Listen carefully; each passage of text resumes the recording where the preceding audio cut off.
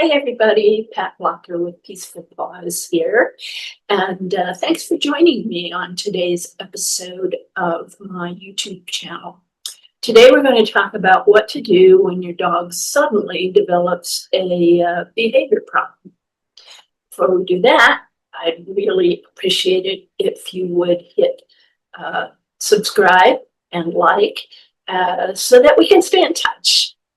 Anyway, so let's talk about what to do when your dog, and I'm going to do some air quotes here, suddenly develops a behavior problem. And we'll get into why that might not really be suddenly, but it appears to be that way. Because one day your dog is calm and peaceful and really easy to live with, and the next day they're barking at every little thing, or they're growling at the neighbor dog or their canine roommates, or just something is off. So when a behavior shift happens, it's really easy to feel frustrated and to wonder why things are happening like this. It's and especially if you've been living peacefully together for a long time. So, but rest assured, you're not alone in feeling frustrated, because it happens to all of us, and yes, myself included. And first of all, we want to realize that your dog is not broken, but what we want to realize is our dog is trying to tell us something. And so sudden changes in their behavior is them trying to communicate that something's not right. So with the Peaceful Pause method, I really try to help people understand that every behavior is communication. And when our dog starts acting out of character, then it's not really a problem. We want to look at it as information. So I'm going to give you some things to consider when a behavior problem arises.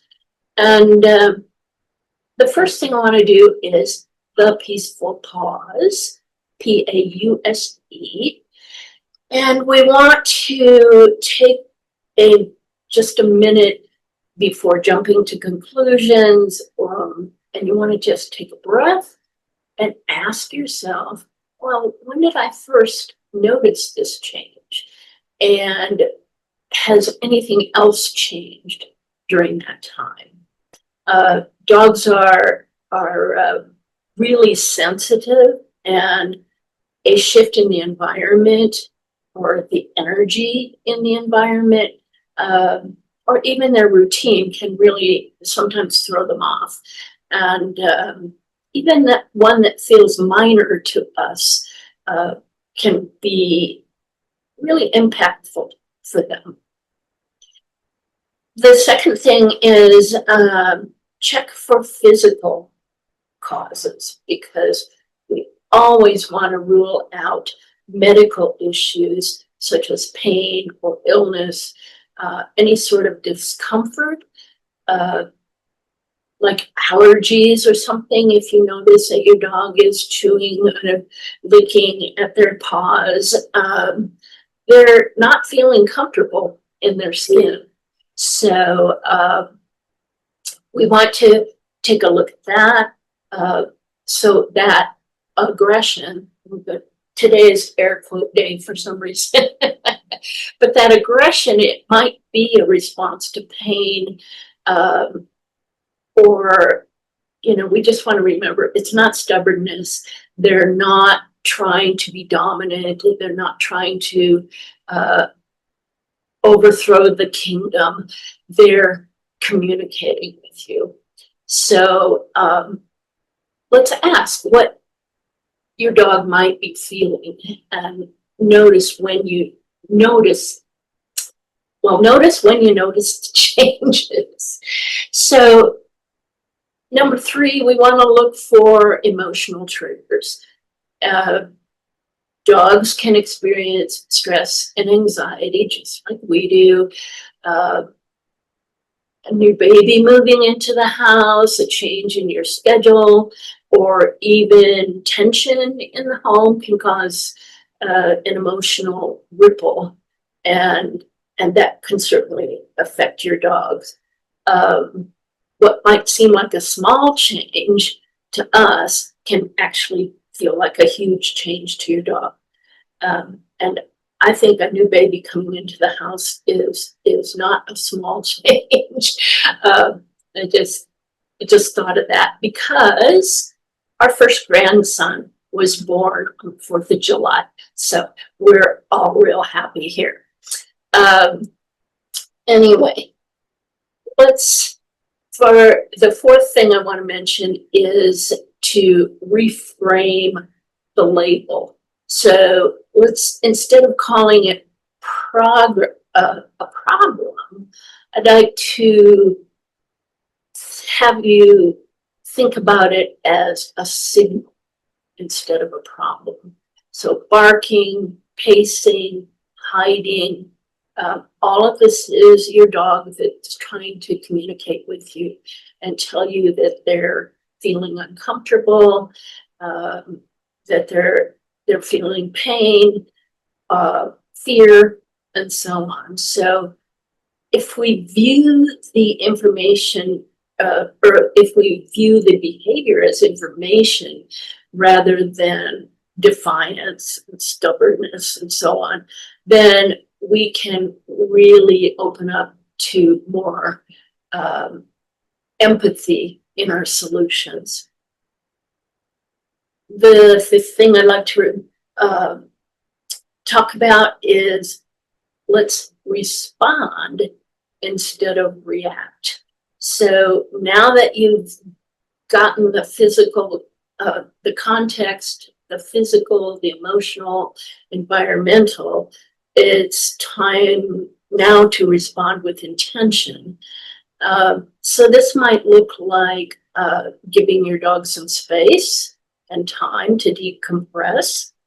It might look like reinforcing safe routines. So being sure that your feeding schedule and your like your work schedule, if you normally come home for lunch, we want to keep things on a normal, safe schedule for your dog. You might adjust your expectations temporarily. I need to adjust my expectations for my dogs during July, especially during the 4th. But, you know, as the 4th approaches and as it leaves, we have fireworks, and that's just the way it is. And so I adjust my expectations. I don't expect my dogs to come immediately when I call them, you know, because they're possibly in the Zen den, also known as my bathroom. But I have that set up for them as a safe and, well, it's not quiet. I was going to say quiet, but they can't hear the fireworks so much because I set up a fan and some tunes for them, and that's to help them feel more comfortable. But yeah, I don't expect, if they're in the Zen den, that I say, hey, come here, that they're going to do that. So adjust your expectations. And you can use calming cues and connection-based tools. So by that I mean maybe doing some gentle massage for your dog. Just sit next to them, comfort them, if they're happy with that.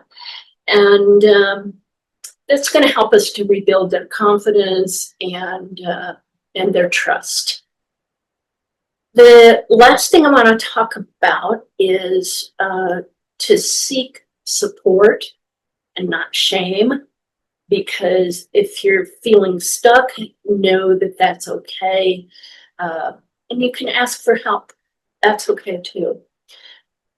Because behavior is complex, it's layered, and sometimes what looks like a setback is actually a an opportunity for a deeper understanding and deeper connection. So we want to keep all of these things in mind. If you are feeling stuck, I offer consultations